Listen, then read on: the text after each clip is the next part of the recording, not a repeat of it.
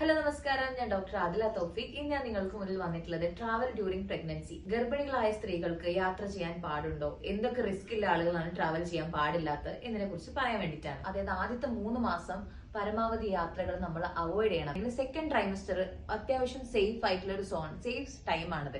Last ട്രൈമസ്റ്ററിൽ നമുക്ക് ആ delivery അടുപ്പിച്ചിട്ടുള്ള ആ ഒരു സമയത്ത് മാത്രം നമ്മളൊന്ന് ടേക്ക് കെയർ ചെയ്യുക. പല ആളുകൾക്കുള്ള സംശയമാണ്, നമുക്ക് ഫ്ലൈറ്റിൽ ട്രാവൽ ചെയ്യാവോ? യൂഷ്വലി നമുക്ക് അതുകൊണ്ട് വലിയ ബുദ്ധിമുട്ടുകളൊന്നുമില്ല. ട്രാവൽ ചെയ്യുമ്പോൾ ശ്രദ്ധിക്കേണ്ട കാര്യങ്ങൾ, നമ്മൾ ചൂസ് ചെയ്യുന്ന സീറ്റ് എപ്പോഴും ഫ്രണ്ടിൽ സീറ്റ് ചൂസ് ചെയ്യാൻ ശ്രമിക്കുക. നല്ല വയറുണ്ടാവുമ്പോൾ എങ്ങനെ നമ്മൾ സീറ്റ് ബെൽറ്റ് ഇടാം.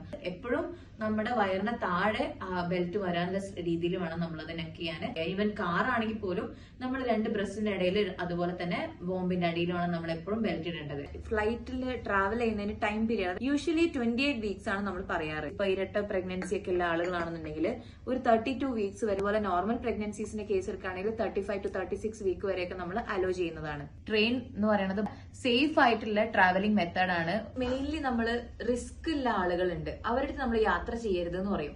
രക്തക്കുറവ്, പ്രായം തികയാതെ പ്രസവിച്ചിട്ട് നമ്മൾ സ്റ്റിച്ച് ഒക്കെ ചെയ്യും, അതായത് സെർവൈക്കൽ സർക്കുലേഷൻ എന്നൊക്കെ പറയും. ലീക്കിംഗ്, ബ്ലീഡിംഗ് ആയിട്ടുള്ള കോംപ്ലിക്കേഷൻസ് ഉള്ള ആളുകള്, പ്ലാസന്റൽ പൊസിഷൻസ് ഒക്കെ വേരിയേഷൻ ഉള്ള ആളുകൾ ഉണ്ടാവും. ഒലിഗോ ഹൈഡ്രോമിനോസ് എന്ന് പറയും, വെള്ളം കുറവില്ല ആളുകള്, അങ്ങനെയൊക്കെ പറയുന്ന കണ്ടീഷനിലുള്ള ആളുകളൊക്കെ യാത്രകൾ വളരെ ചുരുക്കുന്നത് നന്നായിരിക്കും.